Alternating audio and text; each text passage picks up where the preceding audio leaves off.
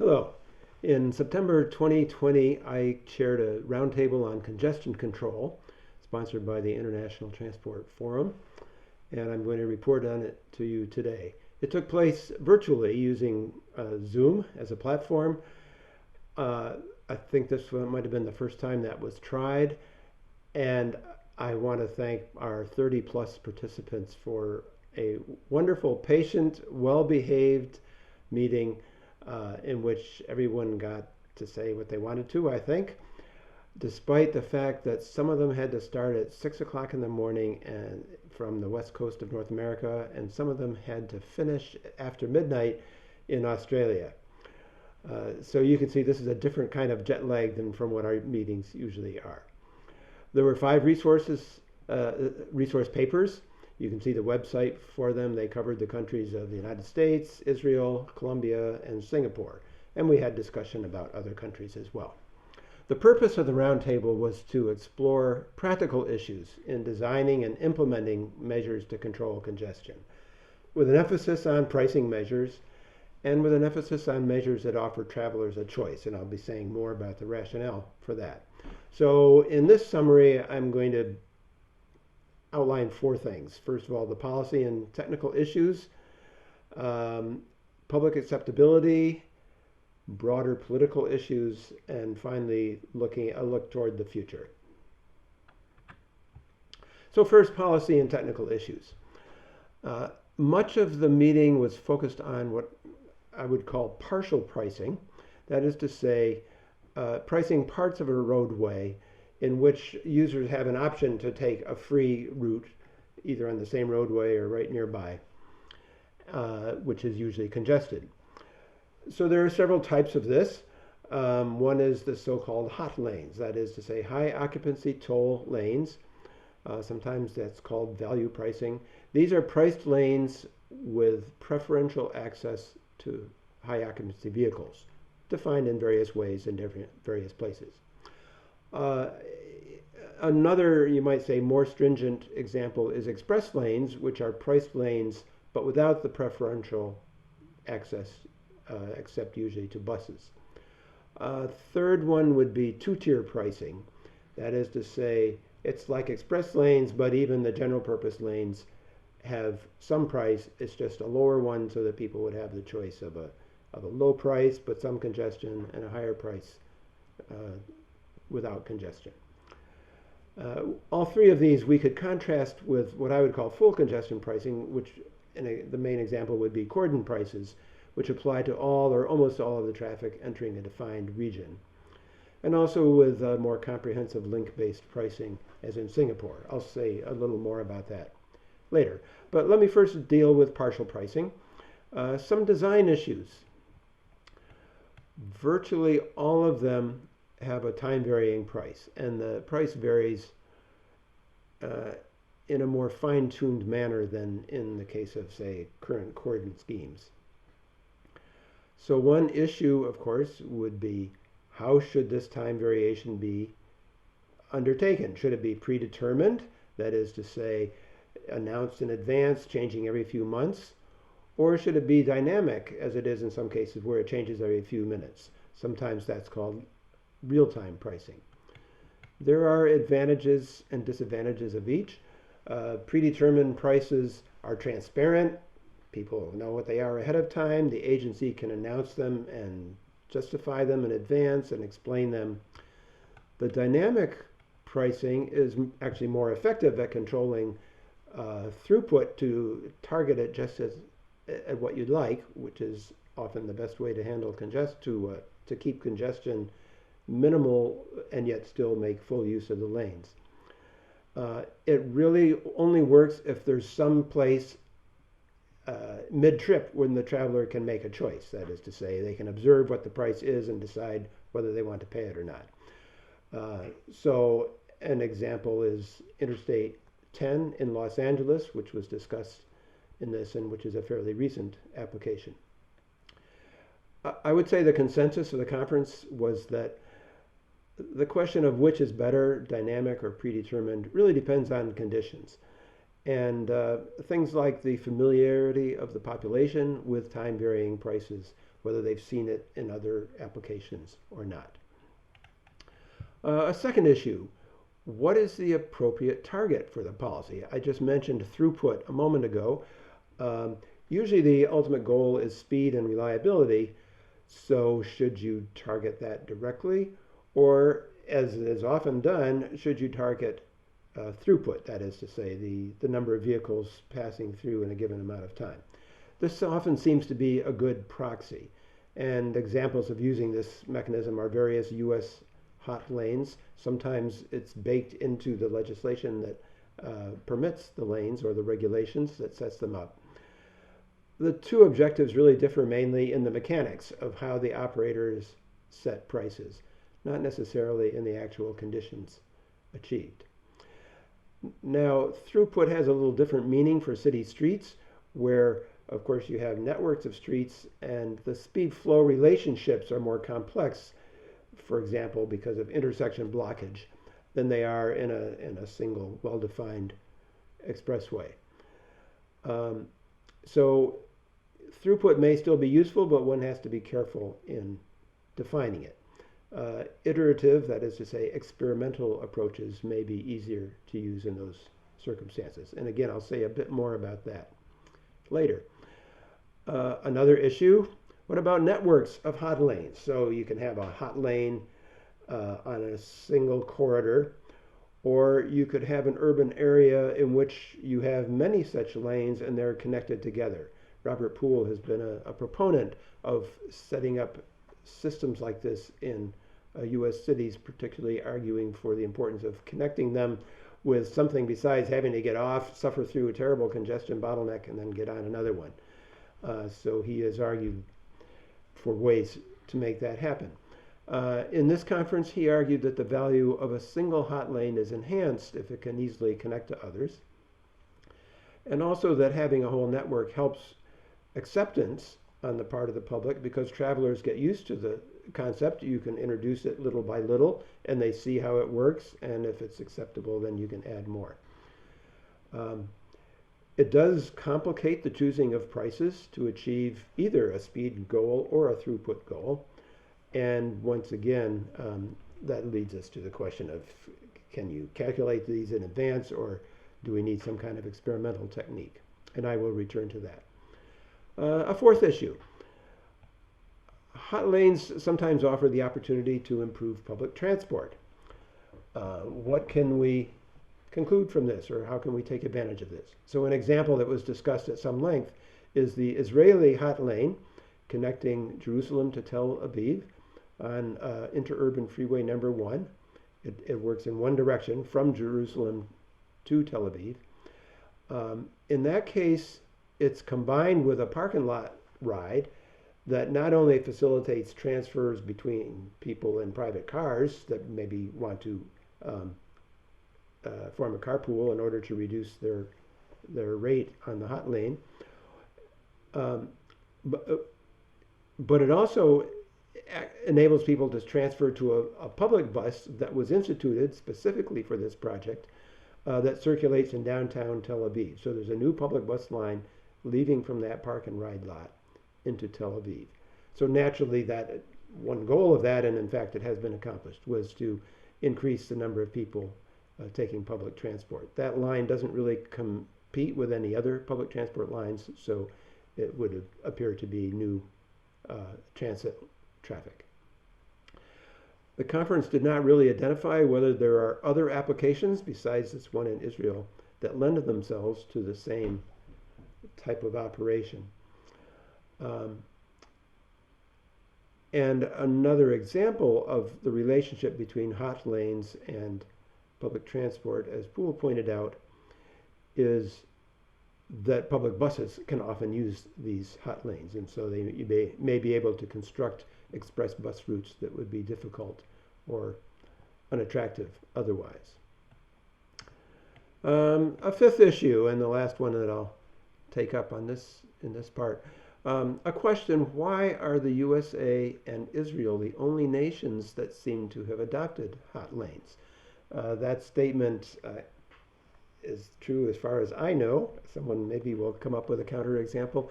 And it's true in the database that was the basis for the 3 papers that we had on hot lanes. We really did not reach a conclusion about that. There was quite a bit of discussion of Bogota, Colombia, in this conference because one of the papers is from there. And it was noted that Bogota lacks room for a hot lane because any spare space they have on their highway network is needed for bus-only lanes, having a much higher proportion of bus use than in many North American examples. However, Juan Pablo Bocarejo argued for giving free access to some scheduled buses and perhaps to van pools on a lane in Mexico City and in Santiago's tolled expressways. That is to say, there are already lanes. There's a potential to convert one of those lanes to such a use. This would, however, require renegotiation of some toll concessions. This would be a toll exemption for a specific purpose, not really a hot lane as I have defined it. Let's turn to some of the results of these partial pricing schemes. On the whole, I think most people thought these measures have been largely successful, although there are occasional glitches and reversals. In most cases, they utilize capacity far better than the bus-only lanes that they may have replaced, or than HOV lanes, pure HOV lanes, which they may have replaced. Jonathan Hall, the author of one of the resource papers, points out that sometimes a hot lane can be designed to make everyone better off, even regardless of how the revenues are spent. And that's a theoretical result, but with some empirical content. Currently, we don't really know how broadly it applies. One of his papers that he did not present here describes some of the conditions that are needed for that result. It would be very interesting to know and useful to know whether there are practical applications that could be said for such a result, because of course if everyone's better off and you can convince them of that fact ahead of time, that should make it much more popular. Let me turn to full congestion pricing, and what I mean by that for purposes here is if you want to go to a particular place by car during the rush hour, you're going to have to pay. You don't have any other choice. You, of course, always have choices. You can not travel, you can go somewhere else, you can use some other mode if there is one, but I'm talking about for car drivers. So examples of this are cordon pricing, Singapore's original scheme from 1975, London, Stockholm, and so forth. These are examples that have been well studied and in place for quite a while. A more sophisticated example of full congestion pricing is the extensive network-based pricing that forms the program now in effect in Singapore, their electronic road pricing program, which has been in place since 1998, and which is now due to be replaced, but really, at least initially, only in terms of technology, by something called a Global Navigation Satellite System, or GNSS. And that was discussed, and I'll come back to that later in terms of cost of collection. The ERP, that is the existing electronic road pricing scheme, has technology that seems to work well, but there are, of course, lots of practical issues for full congestion pricing. One is how to calculate prices, so I promise to get back to this. Singapore uses an iterative mechanism. That is, they look at conditions every few months, I think. They review it and adjust the prices and always trying to keep congestion to within a defined limit, at the same time use the capacity of the road insofar as possible. An iterative mechanism they feel is easier to apply and easier to explain than an engineering calculation all done on a computer in advance. And these iterative adjustment mechanisms have also been analyzed theoretically and through simulations in various research, for example, by Hai Yang at Hong Kong University of Science and Technology and several co-authors. So I think this is going to be especially helpful for networks of priced roads of all kinds, including probably hot networks if they become more widespread. Another issue with congestion pricing is collection cost. There are controversial and conflicting studies, especially regarding the cordon schemes. Some have claimed very high collection costs and others not. A lot of it depends on definitions, and we didn't really go into that at the roundtable. But the Singapore case is instructive. So the collection cost of the current electronic road pricing is fairly high. And so one of the purposes of the satellite-based system that's supposed to replace it is to make it cheaper. And they do this mainly, it was believed, by eliminating these large toll gantries, which read the transponders in cars as they go underneath. Because now it's going to be all satellite positioning that will determine where cars are and therefore what toll they owe.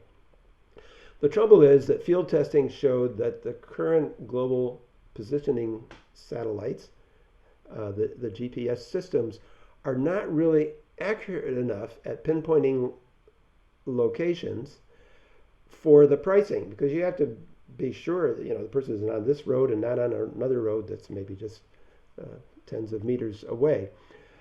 And so they've had to supplement it with an array of roadside units, each with radio communication to the cars in the area.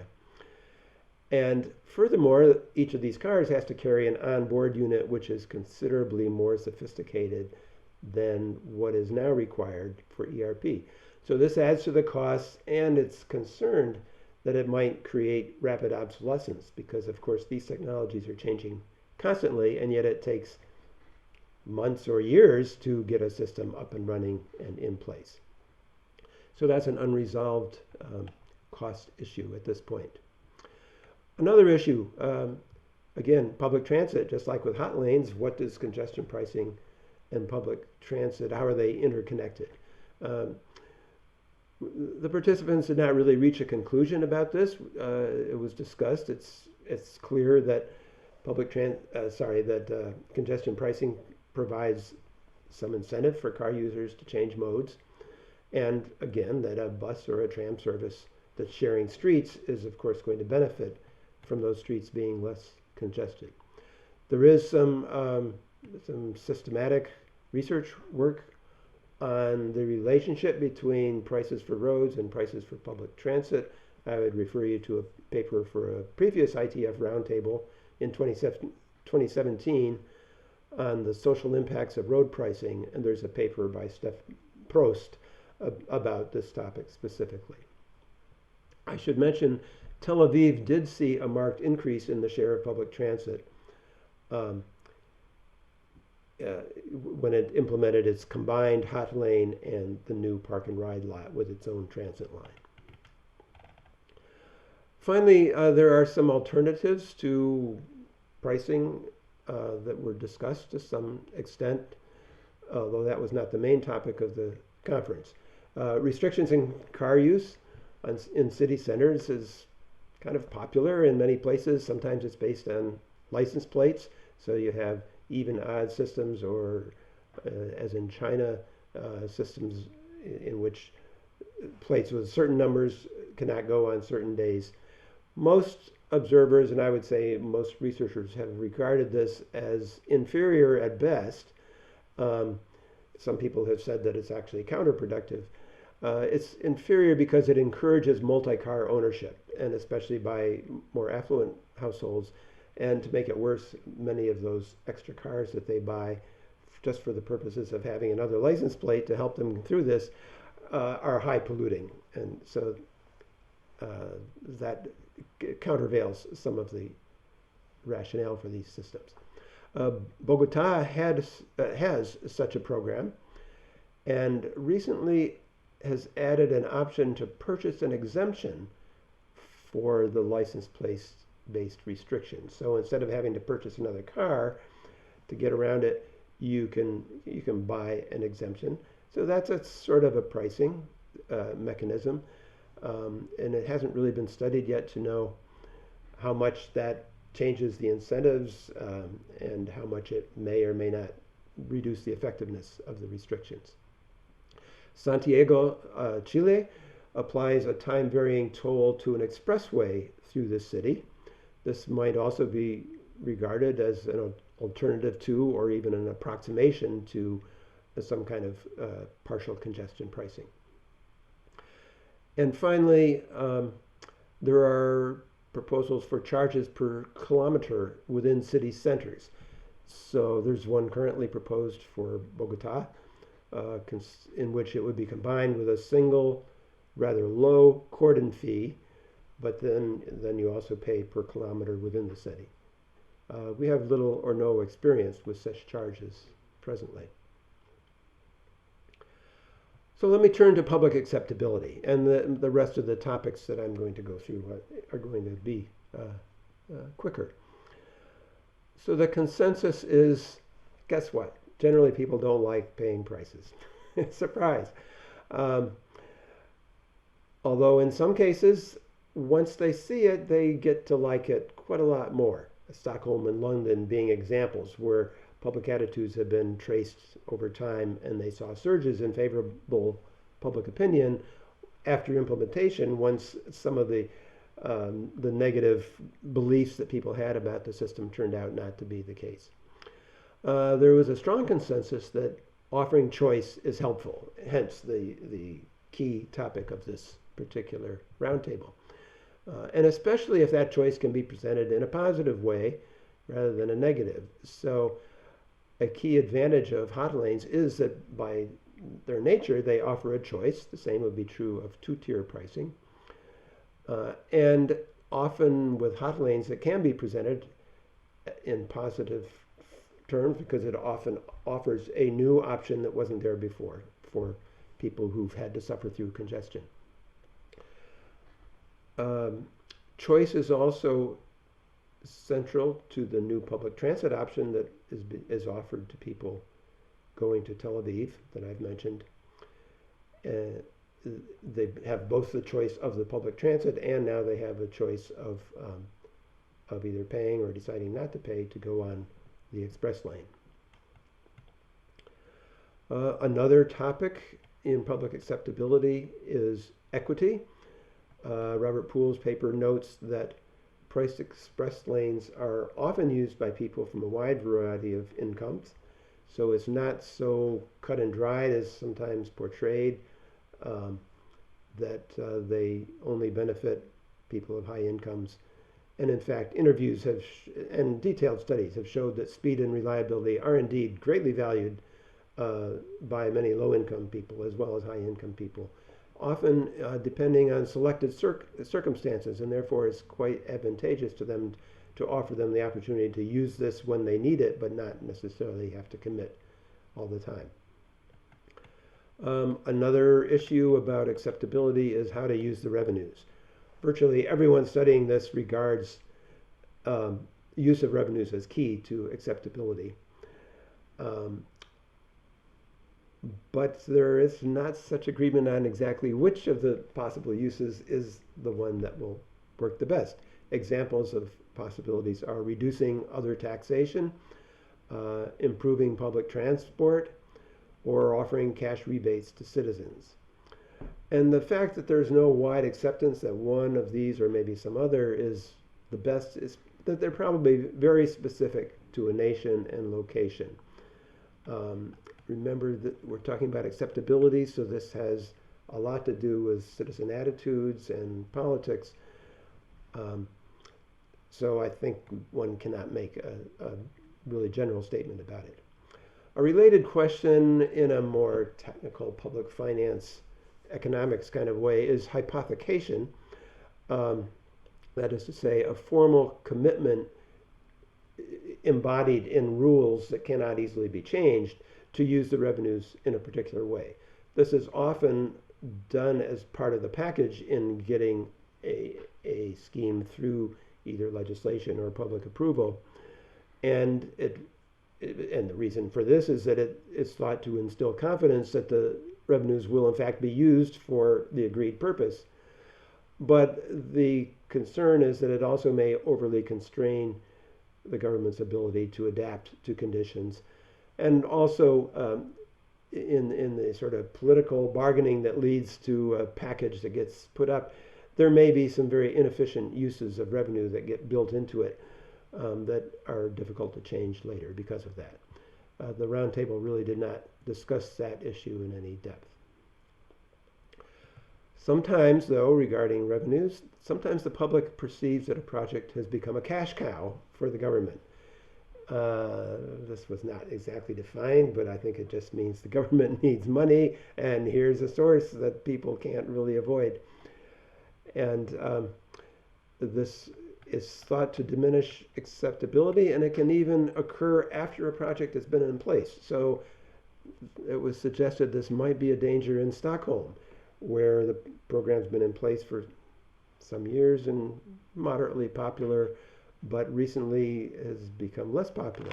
It might also be a danger in Latin America just because of people's attitudes toward their government. And so it might be an explanation for why proposed pricing schemes for Bogota were continually rejected by the city council over a span of years. One thing that might help acceptability is combining with some kind of green program. So, for example, going green in the Israeli application is described in their paper. So it's combined with a number of measures involving energy efficiency, pollution, public transit, and so forth. Some participants thought this would be particularly effective in Latin America. Let me turn from acceptability to broader political issues. It's how it kind of fits into a more general governmental policy. One issue we discussed some is it better to aim charges at vehicle use or at vehicle ownership? Ownership is easier in many senses. Governments often already have vehicle licensing requirements and fees, and so many nations have very high ownership fees.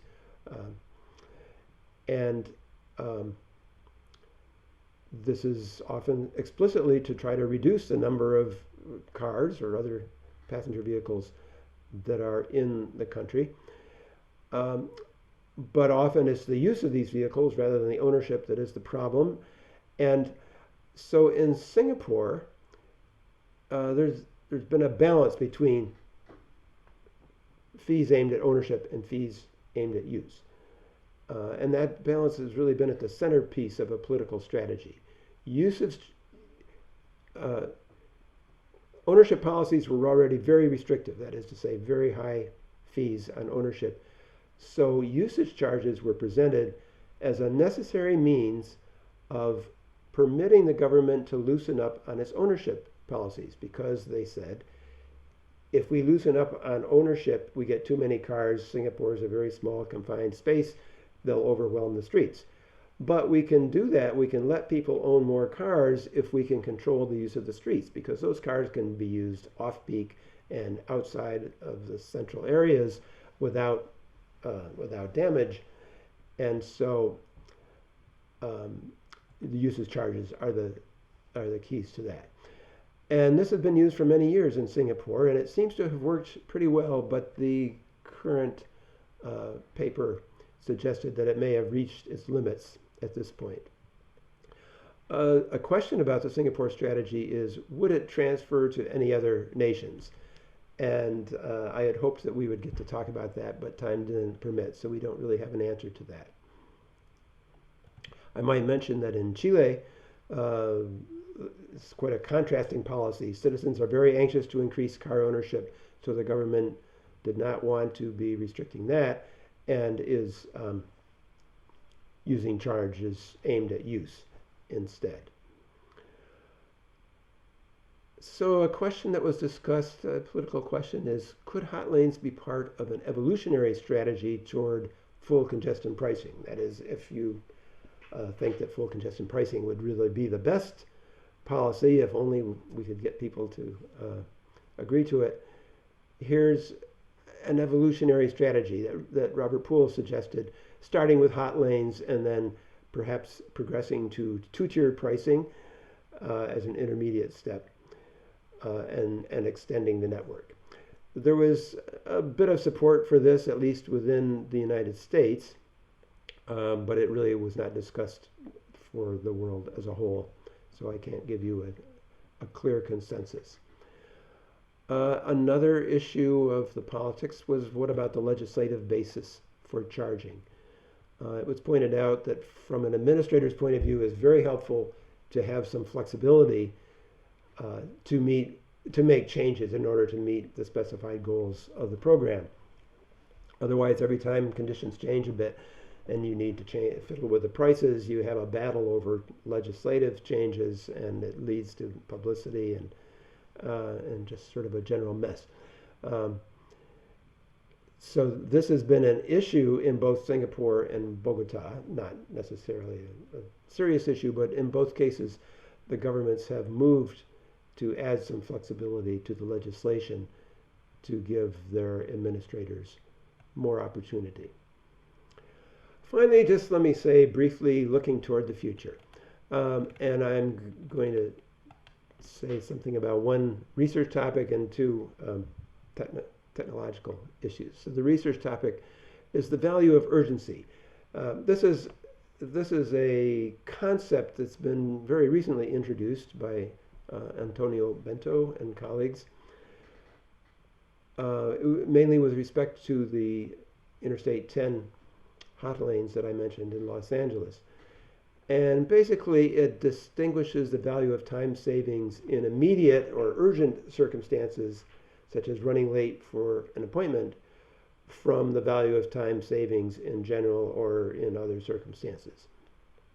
It's related to reliability, and the value of reliability is usually defined, but it's different because the value of reliability normally is defined as related to average properties of the distributions of travel times, whereas the value of urgencies is very time specific. So as you can see, it's a concept that becomes relevant when you have technologies and pricing systems that allow for rather rapid changes and rapid decisions on the part of consumers.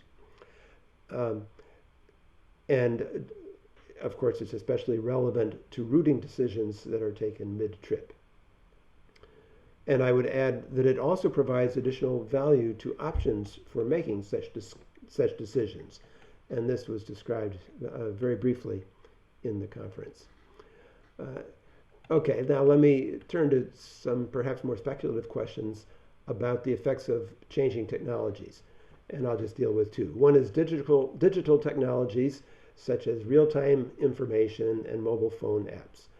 And the point that was made on these is that they make the use of complex pricing schemes more feasible and more acceptable by reducing the cognitive burden on the traveler to figure out what to do. In other words, they can calculate the impact of a traveler's choice to take one route or another route.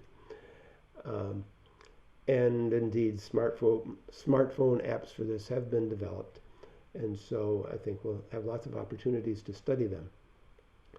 The second technology is autonomous vehicles. You can find any number of commentaries about autonomous vehicles, which we made no attempts to process. But it was simply pointed out that these will further simplify complex pricing schemes by letting the vehicle's computer decide, not only give the information to the users, but the user could program the computer to make the computer to make a decision, so that given the consumer's sort of universal preferences as it has previously entered them into the system, the vehicle itself can decide on the spur of the moment what's the best route to take or what's the best action to take in the light of various complicated pricing schemes. And so this might make it easier to introduce schemes like that. So that's a summary of our very informative and enjoyable roundtable. There's now a lot of experience with pricing in many forms, and this gives us an ever-expanding database to better understand what works, what doesn't, and how to best design policies that relieve urgent congestion. Thanks for listening.